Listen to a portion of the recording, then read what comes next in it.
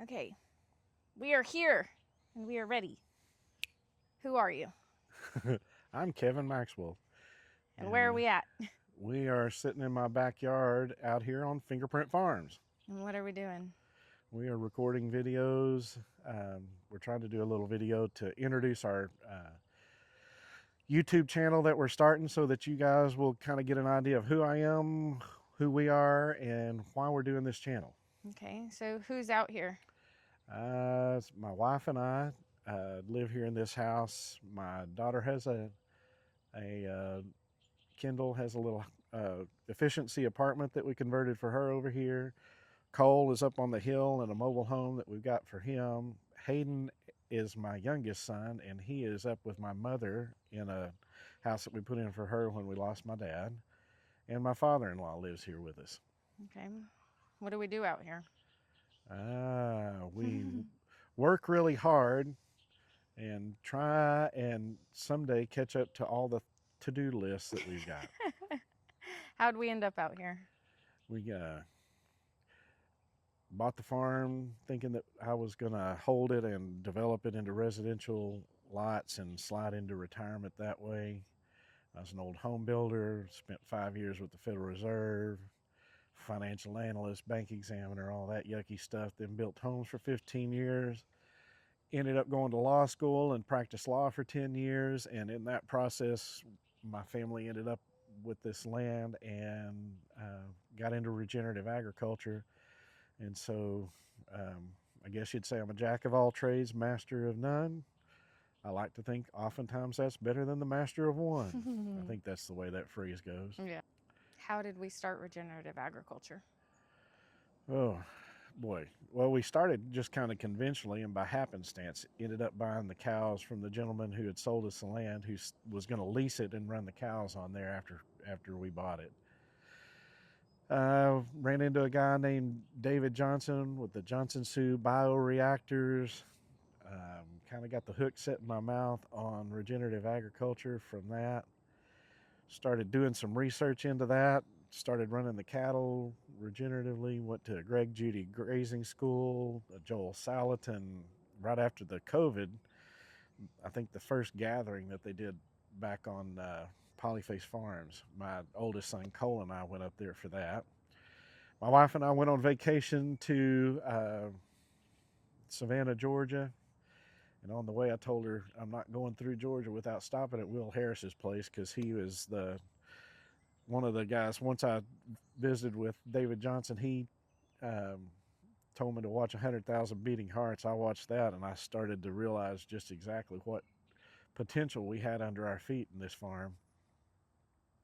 So ended up practicing regenerative agriculture like the Salatin model of stacking enterprises. We've kind of stacked them our own way. We've got we second animal was chickens. We started with some egg layers and started doing some meat birds. We've added turkeys. We've got some St. Croix hair sheep that was came kind of from Greg Judy and his advice on sheep. We are crossing our Red Angus herd, those 35 that we started with. I've now got about about 100 of those out there. For the last 3 years, we've been crossing those with South Pole bulls, trying to develop a South Pole dominated herd for grass fed. That has been a real blessing here to make that transition. The animals just do a lot better on grass and with our heat in Texas like that. That's beef, chickens, turkeys, lambs, cows. What? Oh, rabbits. Kendall signaling rabbit ears. My youngest son has got some rabbits over there. He just finished up 4 rabbit tractors. He's going to go into the rabbit business. And I've got some runner ducks out here. We've got a Vachardon that is kind of my fourth try at vineyarding, which turns out to do that regeneratively. And I am adamant that it will be regenerative, no chemicals. That proved to be pretty hard. I was looking at doing orchards, which I know that you can grow orchards here in Texas a lot easier than growing a vineyard, supposedly. But as I got into that, I ran into a guy, Stefan Sobkowiak, up in Canada, who does permaculture orcharding. And I've kind of adapted that to what we're doing here because I really want a true vineyard in the permaculture orchard. And so I call it a Vicharden. It's a vineyard inside an orchard inside a garden. So we've got that behind us here on a small scale. We'll move back out to where I killed the vineyard, or the weather or the insects or all that combined killed our newly planted grapes 3 times and had me to the point of really thinking of not doing it. But we're on our second year now and making some progress. So we're excited about that. But the whole point of this is that we're going to, we'd like to do this channel because we're not, uh, none of us even ever imagined we'd be on a farm. Turns out multi-generational living on a farm is a real blessing. Also challenging it. Challenging at times. Let's just leave it at that. We want to share that adventure with you, some of the growth, some of the things that we're doing. I'm kind of an information junkie, and I like a lot of things: science, finance, like the law, Economics. economics. I like to take all of that stuff in, and I feel like we can integrate some of that kind of a la Alan Savory and his, oh gosh, his holistic approach, which tries to take into consideration how everything that we do has impacts beyond the scope of the individual thing. We call it Fingerprint Farms because I have those passions for that, and I also am a devout Christian. Uh, and when I look at this science stuff and the guys that are practicing this, and we start to understand how this works as opposed to the chemical interventionist agriculture, I just see I see the fingerprints of God in the system that He put together. How incredibly productive it can be without all that. How we're really harming ourselves through all of that.